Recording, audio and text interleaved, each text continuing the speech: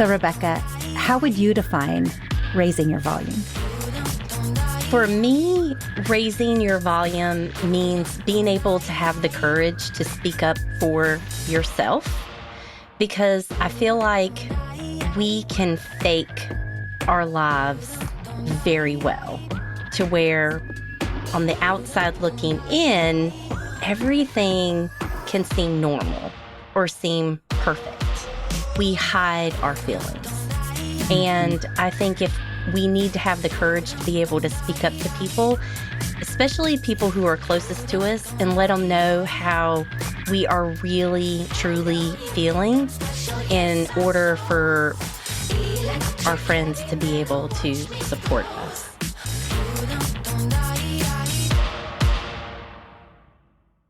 Hello, Revas. Welcome to the Raise Your Volume Academy podcast. I'm Tiphany Kane, your host, and today I am talking about grief.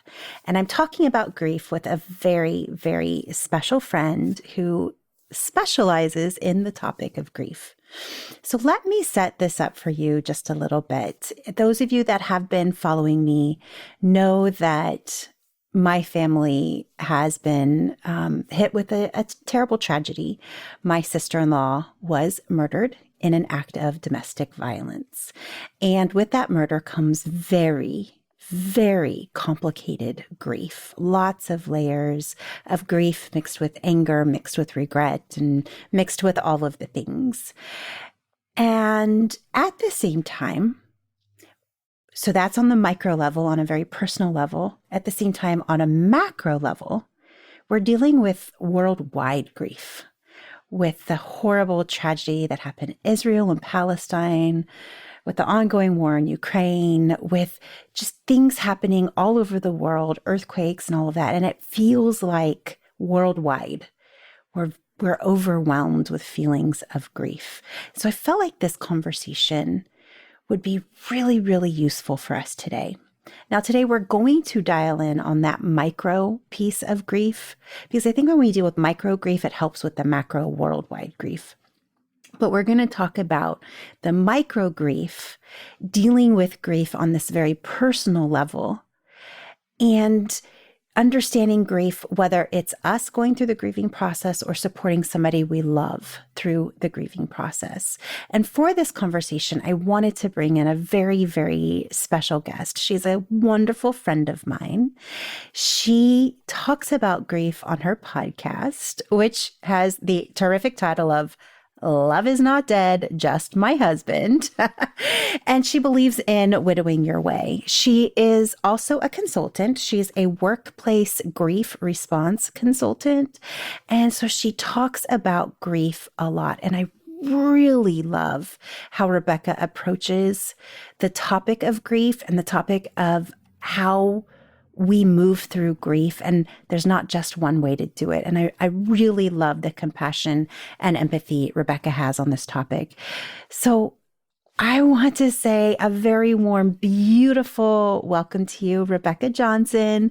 Thank you so much for being here with us today. Thank you, Tiphany. I'm so honored that you even had me on your podcast. Of course, I've been listening for a while, and also worked with you on my podcast. So I kind of wouldn't be here today if it wasn't for you and all of your help. So yeah, thank you so much for having me. Well, I adore you and I have so much respect, and you are the person I called when the grief got too much. And when I was in that place of grief where I think it was a little bit of an angry place. I felt very isolated, very cut off, and very misunderstood, and just having a very hard time. And you were the person I called. And so I feel so grateful to have somebody like you in my life, where I think it was very late at night. And you were like, I'm here for you. I'm here for you. Was it midnight your time or something crazy like that? It was about 11:30. It was pretty late, but I was awake, and even if I wasn't, I would have still took the time. Definitely. You're a wonderful human being. Okay, so let's take a little trip with your story. I mean, the title of your podcast is Love is Not Dead, Just My Husband, with the tagline of Widow Your Way. So you are a widow. Will you tell us a little bit of your story? Because there's a lot of levels to your story. And when I first heard your story, I was like, wait, what? That too? What? How is this even possible for a human being to go through all this and still be such a lovely person? So please tell us a little bit of your story. Yeah, so my story does have a lot of levels. But to, give your listeners the basics, my journey with grief actually did not start with a personal grief of my own. Yes, I was grieving, but it was actually my best friend's tragedy. Her son was murdered. And I found myself in a very difficult position of trying to support her because it was something that I have never experienced before, something I would have never thought would have happened to me or anyone that I loved.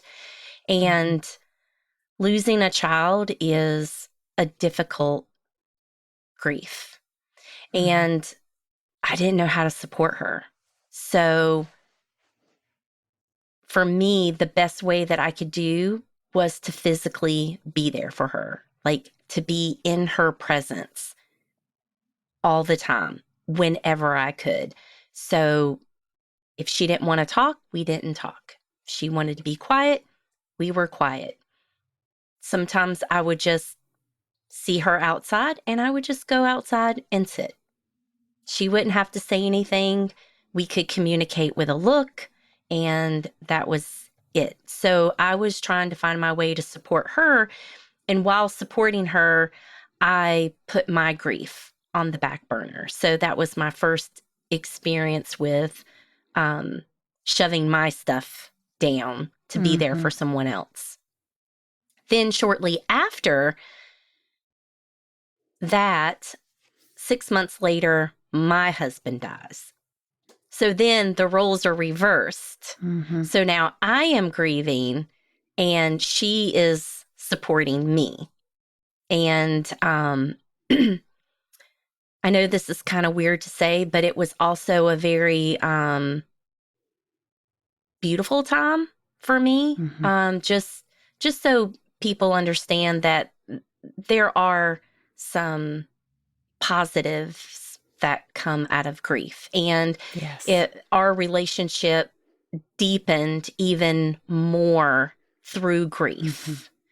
And so that was a beautiful part of grieving with my best friend. Then, of course, 6 weeks after my husband died, I was then diagnosed with a rare eye cancer, ocular melanoma. There is no cure for the eye cancer. So I underwent a nucleation of my right eye. And then shortly after that, after they removed the eye, they had determined that the cancer had already spread outside of the eye. So I had to go back for radiation treatment. So again, another life circumstance forced me to then push my own grief to the side. So as things are layering, I am constantly pushing stuff down.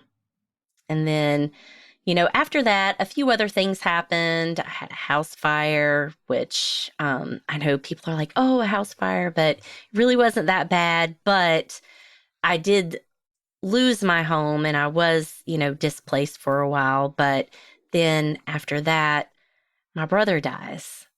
And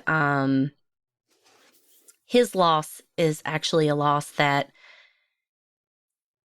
I have a lot of guilt around and has actually probably affected me more than any loss that I've been through, just because of our relationship as siblings. But that's pretty much it. like loss after loss after loss. You said that's pretty much Yeah. it. It's like, okay, listeners, were you listening to that laundry list of going, wait, what? Because that was my initial, when I met Rebecca and heard her story, that was my like, wait, there's more. There's more. There's more. And actually, Rebecca, I think you left a few things out, which is okay. We don't have to go into all of it. That's okay. We don't have to go into all of it. It's so much I forget sometimes. I know. But the point here is you have experienced so many different facets of grief and loss. From how do I support somebody who lost a child that I love? I mean, he was your godson. Is that correct? Yes. So it is a child you love, but it is her child. So how do I support her while I'm also grieving and I'm supporting her, to grieving your loss of your husband, and then the loss of a body part, your vision, you're a part of who you are, and dealing with cancer, and then losing a sibling, a brother, a part of you, and all of the things that go with that, and the way that he passed away. You come to this subject of grief with such vast knowledge and so much empathy and so much compassion. And I'm just so grateful to be able to have this conversation with you today. You said something that I really want to make sure we touch on. You talked about some of the beautiful things we get from grief, and I want to make sure we touch on that. We're going to talk a lot about grief and the different levels of grief and the different way people move through grief. But I do want to touch on this golden nugget before we move into that, because I've experienced this too. So you touched on how beautiful it was, the way your relationship with your best friend developed through grief. Mm-hmm. Will you talk about that a little bit more? Yeah. So me and Angie, we've been best friends since junior high, but we've really known each other since elementary school. We've been through a lot, and you lost your best friend.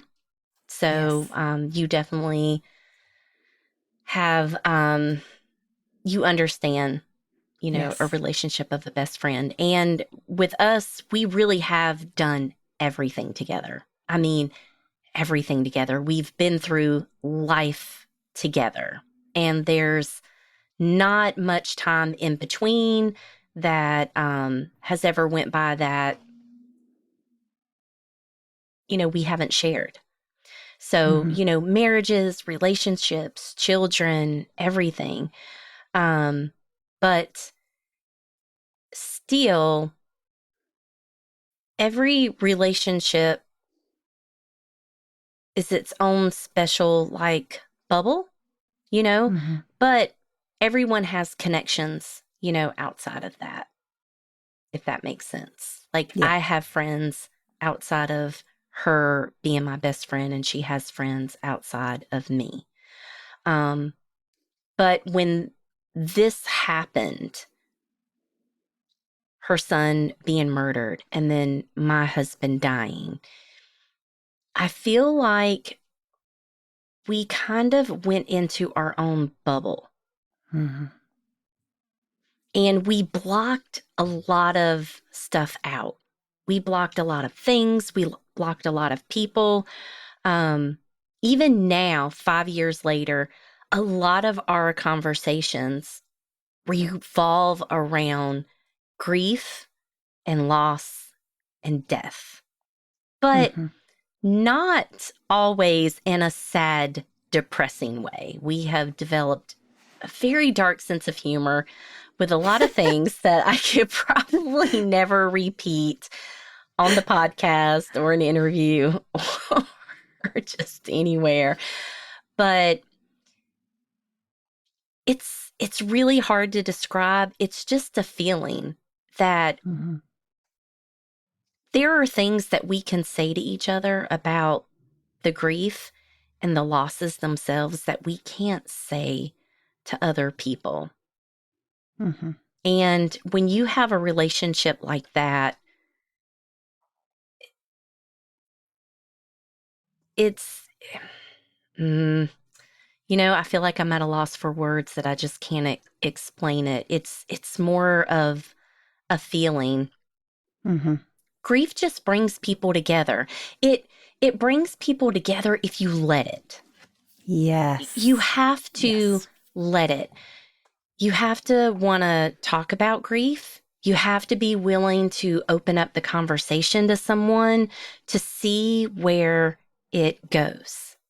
Mm-hmm. And everyone has a story. And if you just share, someone else might have a story, and it might not be similar. It may not be the same as yours, but there's a feeling or a moment or a time where you'll connect.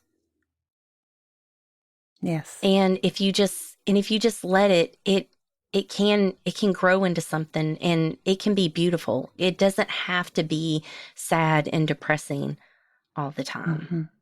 There can be Even the love in it too. sadness. Yeah, even the sadness there can have a lot of depth. I know with my partner David, it was his sister that died. And he's always been a a very loving man, but a kind of a stoic, never wanting to put his burdens on me, right? Never wanting, very open for me to like cry in his arms, but he's going to be the rock. He's going to be the strong one. And that's kind of the role he's played. And then with this, he kind of had to let those walls down. And he had to be the one letting me hold him while he cried, right? And I'm getting very emotional talking about it because I feel like he let me in. Like that was such a gift. And I told him, I'm like, you being like this with me, you being this vulnerable and this open and letting me hold you while you cry, I've never felt so in love with you. Like I've never felt so connected and so there for each other. It's been the beautiful part of this horrible experience. And it's opened up so many other areas. Like his dad is elderly and going blind and going deaf and, having lots of issues. And the other night, he was just in bed after a conversation with his dad and he just started crying. And I just like had my head on his chest and wrapped him up and he just kind of cried. And it's the first time in our 4 years together, really, that he's let himself do that. And to me, like that is such a gift. Like when people allow themselves to be open with another human, it is that gift of humanity we give each other that I really see as the beauty of the grief, for sure. Yeah, absolutely. And it's scary to open up to people and let them know Mm-hmm. how you really feel and also what you think, Mm-hmm. because that's one part of being vulnerable, allowing someone in to share that with you, but also your thoughts around grief and loss and thoughts about the actual loss itself Mm-hmm. and the death and how it happened. Yes. Because with your sister-in-law or David's sister, there were certain circumstances, and he has been sharing the emotional side as well. But to be able to also open up and discuss the actual tragedy itself. Mm-hmm. For me, with my best friend, she feels comfortable discussing the tragedy with me. Mm-hmm. And I don't think she opens up to a lot of people about that. There are certain things that I feel around my marriage and the death of my husband that some things I haven't shared on the podcast. Like some of those things I feel like are for her ears only, you Mm-hmm. know? And for me, I value that friendship and that space, that person that I can go to when I need to say something that I don't feel is appropriate, Mm-hmm. or I'm not sure how other people will receive it. She is that person.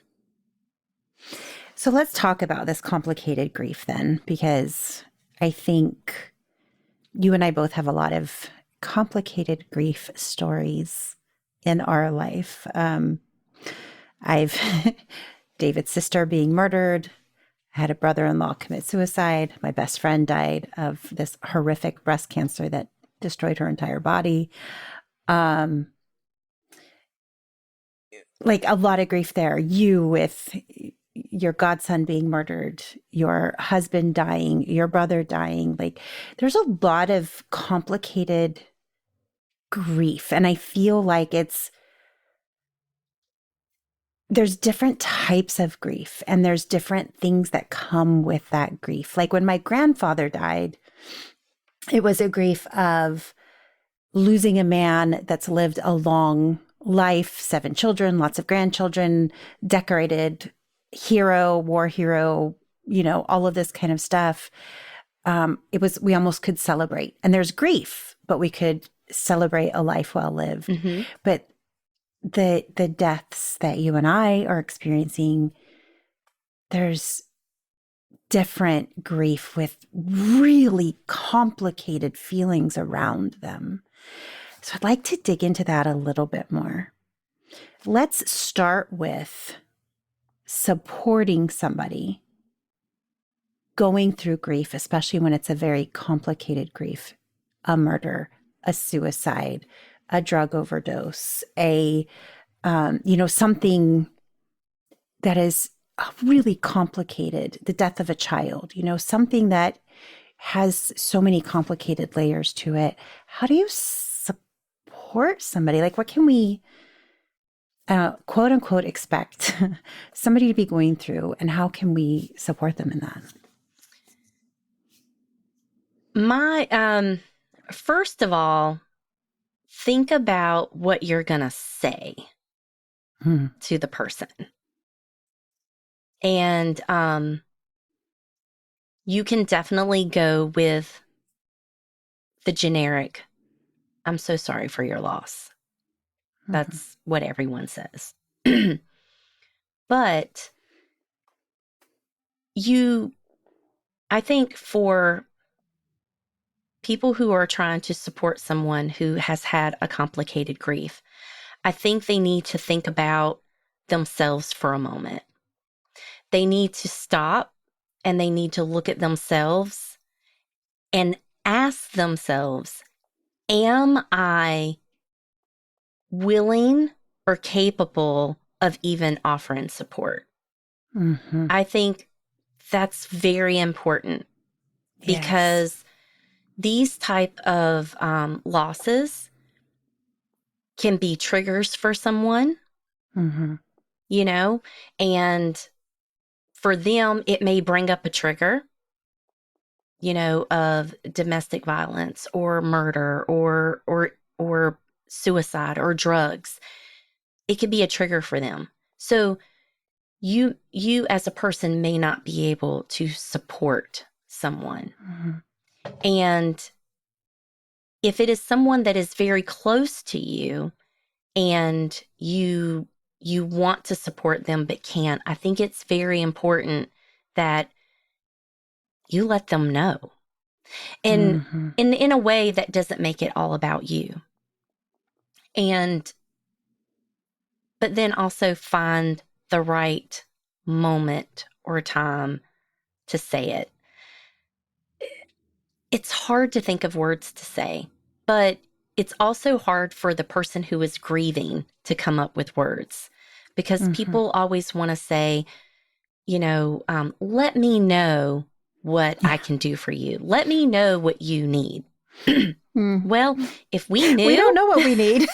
if we knew, we probably wouldn't have to ask. But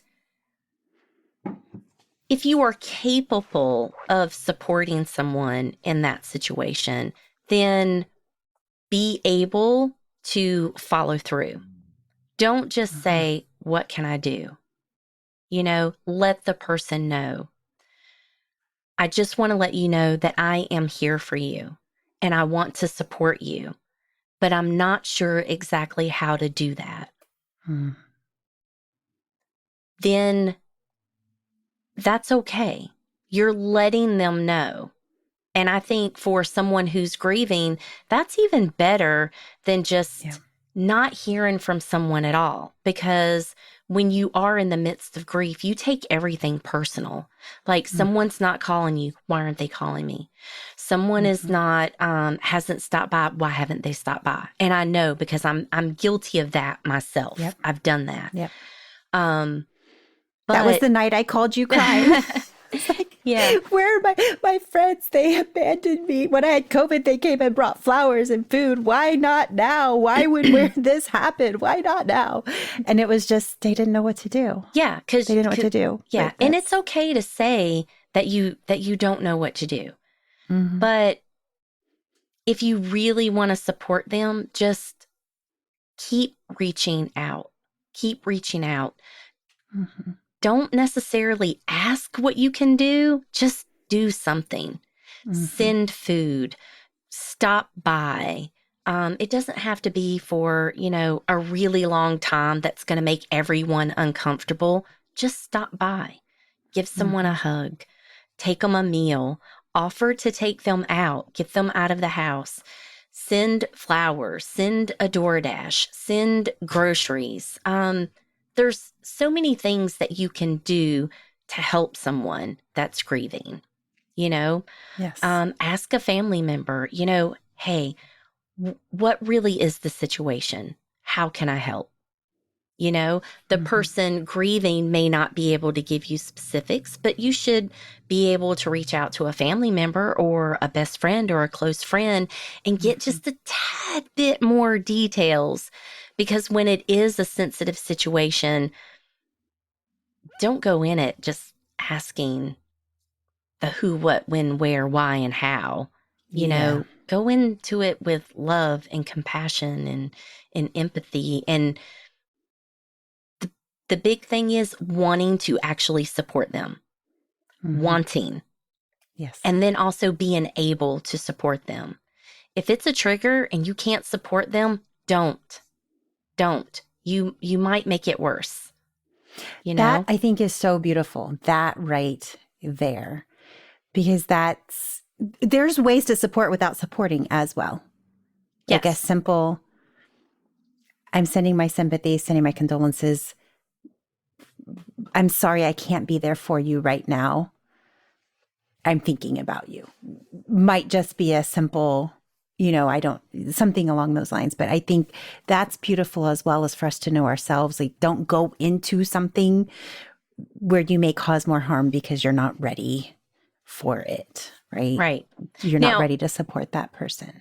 And a lot of people think because I'm a widow, they want to come talk to me about their grief and loss. I don't know how to support every type of grief and loss. There are some situations that even I am uncomfortable with, and I am at a loss for words. And I feel like it's okay to admit that. Absolutely. Absolutely. And I have to say, something that I valued was when I reached out to my friends. I sent a group text to my core group of friends that was quite, I would say, I was hurting. I was basically crying in the text message. And where are you? And why aren't you here? And this is when I need you. And I feel so alone. And it would have been very easy for them to feel hurt by my message, to feel upset, to be like, well, where is she coming from? Like, blah, blah, blah. But they responded with love and concern. We are so sorry. Did not mean to make you feel this way. We thought you needed space. We're here for you. And since then, getting, frequent check-ins and making sure we're spending extra time together and going to restorative yoga and, that kind of stuff.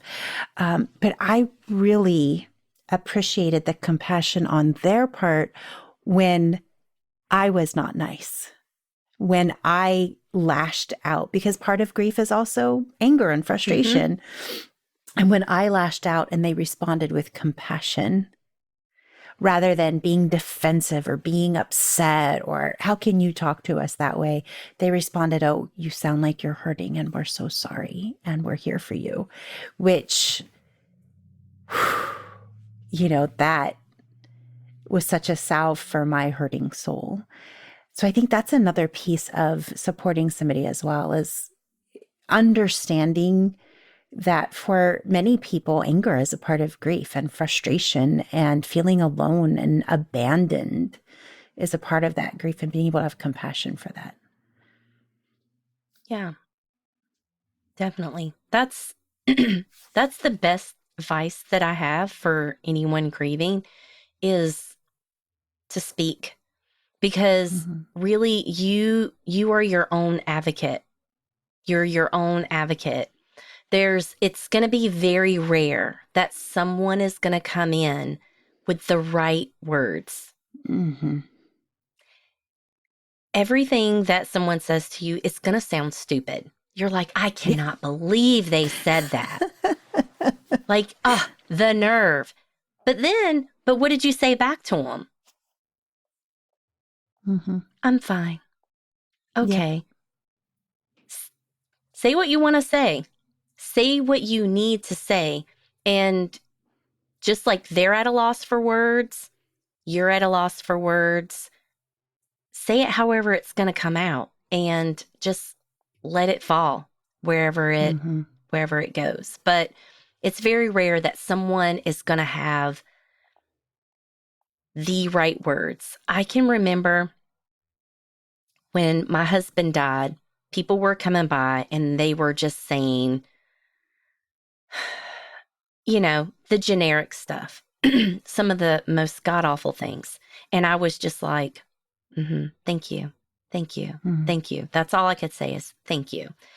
And my niece's grandmother came by and she said to me, I needed to come see you. She said it was really on my heart. She said, I just want to let you know that I think that God was preparing you for this moment. And I'm not going to lie. At first, I was very angry at the remark. One, I was angry at the mark because at any mention of God just would throw me over the edge. Mm-hmm. And then God has been preparing me for that. I'm thinking, where was this even coming from? Right? But this was the sweetest lady grandma ever, and I adored her. So of course, I'm not going to say anything. I just said, thank you.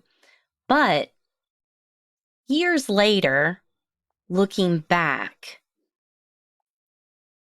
I see her message differently. Just like I see everyone's messages differently. Everything that everyone said to me that didn't make sense, I can now look back and say, they didn't understand. They've never lost a spouse. They didn't know what to say. They didn't understand. They did their best. They were just trying to let me know that they cared. I can look back now at all those remarks. But hers is the one thing that stands out of everything that everyone said. And then I look back and I'm like, you know what? I think God was preparing me for his loss. I think about everything that Tom said a year before he died, like morbid remarks like, what are you going to do if I have a heart attack? You can't even pick me up. What are you going to do if I die? What if this? What if that? And I would get so upset that he would say these things. But also, we were spending a lot of time apart from each other. I was in North Carolina a lot more, and he was in Kentucky. So, distance-wise, maybe God was preparing me. And I wasn't there when Tom died. What would I have been able to do? Mm-hmm. Nothing. I wouldn't have been able to pick him up. I wouldn't have known what to do. I could have called 911. Would that have saved him? I don't know. I could have very well just been in the other room asleep, and he is in the recliner dying, and I would have never known. And so I just look back, and that one thing, and I don't talk about God a lot, and and when I do, I don't do it very lightly. But that one remark that in the beginning I just thought was utterly offensive is now the one remark that I look back on, and it makes me look at the moment. It makes me look at the death and how things happened differently. Because she said, I just had to let you know that I feel like God was preparing you for this moment. And then I look back and I try to remember things, and I think, you know what? Maybe God was preparing me for that moment. Because Tom's death was the biggest catalyst for change in my entire life. If it wasn't for Tom's death, I wouldn't be where I'm at now. If it wasn't for Tom's death, I wouldn't have a podcast. If it wasn't for Tom's death, I wouldn't have learned to love myself. If it wasn't for Tom's death, I wouldn't be, living out some of the dreams that I've had in my life. Like if it wasn't for Tom's death, I wouldn't be where I'm at. So I don't think that Tom died in vain. And I know it's something that a lot of people aren't in the right place to be grateful for a loss. But not only am I grateful for the life that I've had with Tom, I can also say that I'm grateful for his death as well. Because without that, I wouldn't be who I am today, and I wouldn't be where I am today. I think that's one of the things that, it's one of the reasons I wanted you to come on the podcast. And one of the things that I really love about you, you talk about death and the loss of a loved one in a way that almost nobody else does, and say things that almost nobody else says, even if they're feeling them, right? You are passionate about saying, no, we're going to talk about this for real. There's too many people talking about widowhood and the spouse is a saint, and you can never live a good life again. And that may be true for some, but you said, but this isn't my experience. And there is life after losing a spouse. And what can that life look like? And how do we do it? And I have a lot of respect for you for raising your volume in that way and talking about things that I really don't hear other people talking about. Like your podcast, I love listening to because you make me think about things differently and look at death differently, which I think is really valuable. I think it's really important. You don't subscribe to we only speak positively of the dead. because they're real people. They're humans. There is not a single one of us on this planet that has managed to make our mark in the world without some negative pieces, Right. without hurting someone along the way or doing something stupid or getting in some trouble or what have you. And you're like, well, let's talk about all the real parts of this person instead of canonizing them and making them into this sainthood that just wasn't real. And I think that's really, I love authenticity. And I'm like, just to me, I think it's valuable because then you get to actually feel the loss of a real person rather than feeling the loss of somebody you're not allowed to be mad at because they hurt you in some way, or somebody you're not allowed to be frustrated with because they left you with a mountain of debt, or they left, you know what I mean? Like, Yeah. to be able to feel all the emotions about somebody you lost, I think is important. Yeah. And with my husband, Tom, no, he wasn't perfect. There's a lot that I may never even say publicly, but, I also make sure that when I talk about our marriage or things, I also take some of the blame, Mm-hmm. right? Um, there may be an episode I may talk very lovingly about Tom, and there may be an episode where I don't, right? Mm-hmm. But that's all of us. Our Yeah. feelings fluctuate. Mm-hmm. There's a story to tell, but ultimately, the story is mine. Mm-hmm. It's it's my story. Tom is just a piece of it. Mm-hmm. So that's, kind of leads to, widow your way. I feel like my widowhood journey is about me and it's Mm-hmm. not about Tom. Because when we were married, it was very easy for me to blame Tom for things that happened. It's Yeah. just easy for us in general to blame somebody else. Mm-hmm. And in our marriage, I blamed him for a lot. When he died, I blamed him for a lot. Mm-hmm. I'm a widow because Tom died.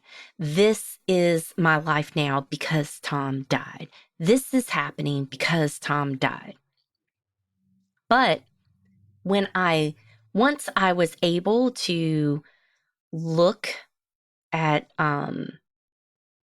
look at it from a place of, love, really, truly, which I ended up having to figure out how to love myself.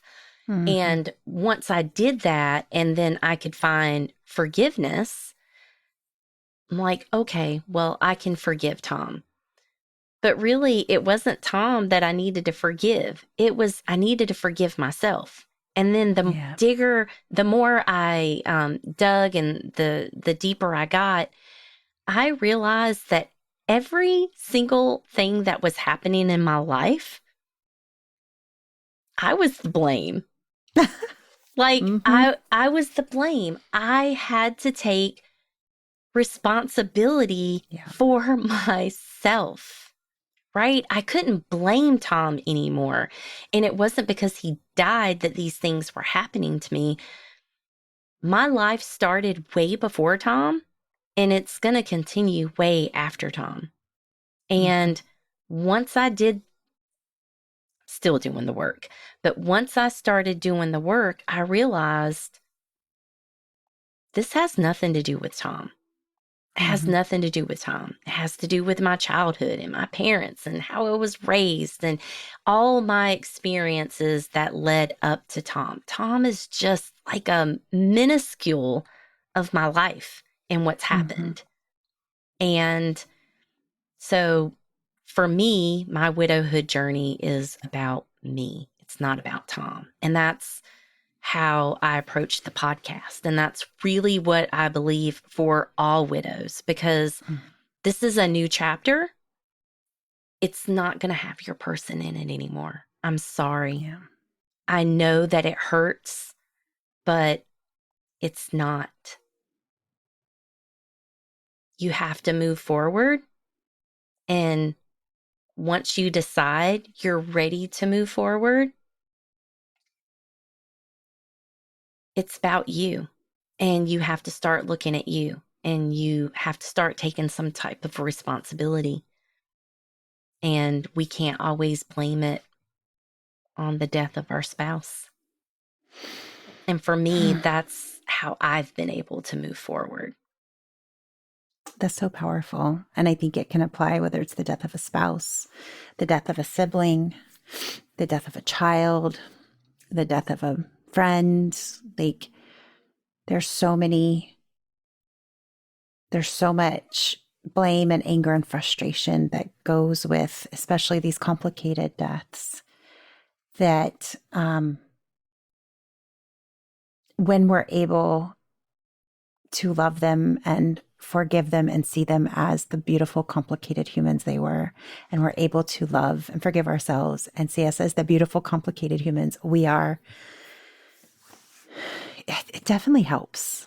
It definitely helps. And I know with David's sister, Krista, there were so many things, and I haven't talked about all of it on the podcast, and I won't, because a lot of it is private. But, there's so much when you're dealing with domestic violence. And, she was the mother of 7 children, and lots of complicated things in her life leading up to this, and decisions that maybe not everybody understood. Being able to have compassion for that path and that journey, I think, allows healing to happen and allows love of that person and seeing them whole, warts and all, being able to love somebody in their imperfection and seeing the perfect human inside that imperfection, right? I think is that's what I've gotten out of the grief process, and of what helps me through the different losses that I've had, and supporting somebody I love through loss is being able to get to that place. And, I don't know, seeing the whole person. Yeah. Do you have anything else for the people listening that are dealing with their own complicated form of grief, whether it's supporting somebody in complicated grief or they are going through the complicated grief? Do you have anything else you want to say to somebody? No. The only thing that that I would recommend is just having the difficult conversation. Mm-hmm. Just as much as the person who is not grieving and looking to support can't always find the words, one thing to remember is that sometimes the person that is grieving can't find the words. Mm-hmm. So someone has to be able to have enough courage to bring up the conversation and actually talk about grief, actually talk about the loss and how you're feeling. And and it's okay if things come out angry and not the right way and sad. It's okay. You don't have to have the perfect words, but you do just have to be able to start the conversation. And I think that's very important, because once people know that it's okay to talk about, you'll be able to open up, and then you'll be able to discover the real people who are going to be there to support you during grief. Yes. Yes. Thank you so much for this. Thank you. All right, now we're going to move into a little bit more fun. We've been heavy, and I always like ending the podcast on a little bit of a fun note. So let's move into the next section where we get to know Rebecca a little bit differently. So being the big giant book nerd I am, I always love knowing, what book are you reading? What's on your bookshelf? What do you like? Right now, I didn't think I would ever read this book because I'm not going to lie. I used to say, I don't need that book. I don't need that book. I am reading Atomic Habits. Oh my God. What do you mean you don't need that book? Okay, what? Okay, I would love to know what stopped you. What was your like, oh no, I'm not reading this book.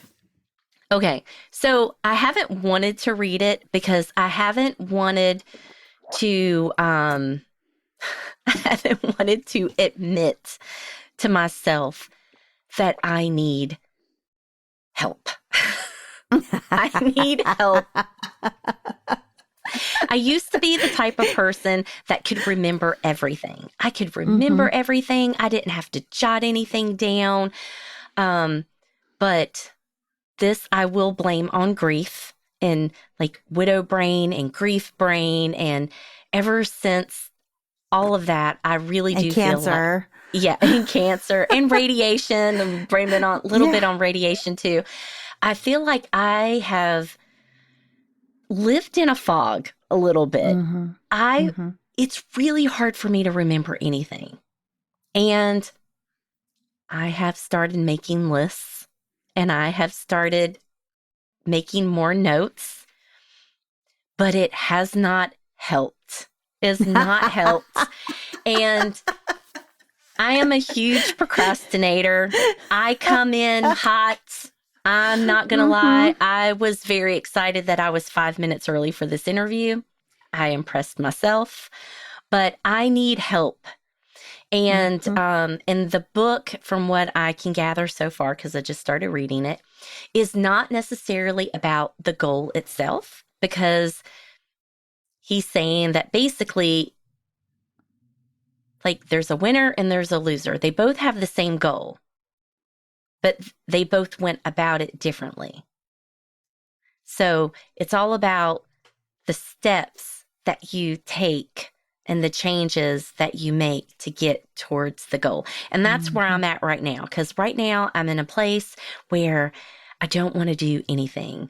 Like, I don't want to podcast. I don't want to do what it takes to start my business. Like, I really just want to lay in my bed and not do anything and then just go down like a little rabbit hole of TikTok. And I'm finding it very hard to get back in a routine that I used to have, where I'd get up in the morning and I would be very productive and do things. So I have given in and I am reading Atomic Habits. So I can find little things to do every day to change my habits so I can get back to the person that I used to be, because I'm struggling. I avoided that book for the longest time because I thought it was just like a pseudoscience, like, here's another man telling me how to live my life, and he's got that next big thing, blah, blah, blah, and everybody loves him, and blah, blah. I avoided reading it for the longest time. And then when I read it, I was like, where has this book been all my life? So what did you get out of it? On that.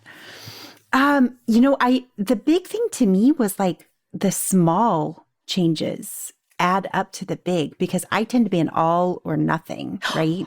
Like, I'm either going to lose 30 pounds or I'm going to go eat chocolate, right? Like, it's like, I'm going to run a marathon or I'm going to sit on the couch and watch Netflix. So it's like, and it's literally like, I've run marathons and I've been a vegetable. So for me, it's that those little changes they add up. They make a big difference. It doesn't have to be all or nothing. And that, for me, as far as paradigm shift goes, that's been everything, because I'm very hard on myself. And if I can't get it done the way I want it done, I tend to freeze, and I not quit. move forward. So, yep. I'll lose interest. I'll be like, well, no. I'm like, okay, yeah, nope, that's too hard. I'm good. Thank you. Yep. Okay. All right. We can have a whole podcast episode about that. Okay. Okay. Next question. Making the movie of your life. You get to pick 3 songs for the soundtrack. Boom. What songs are you going to have in your movie? Okay. So I've been thinking about this. So my introductory song in my movie would be NF, The Search. It's a little bit aggressive, but it just makes you want to, just take it, just yes. Yeah. So that's going to be the introduction. And then somewhere in the middle, my favorite song that I could just listen to all the time, and if you don't have this on your playlist, you have to add it, is Forest Black, Wildfire. I don't know if it's a song or if it's more like a poem. Wildfire. And then the third song, because I know this is a little, don't laugh, but I picture a movie of my life dying at the end. I mean, I have to die. You have to die. This is what you talk about. So I have to die. But I cannot listen to this song without crying. And it's Hallelujah. Yeah. So we're going to start out my movie with a bang. And then there will be some wildfire in there because you got to have something a little inspirational. But then I'm going to die at the end and we're going to play Hallelujah and everyone's going to cry.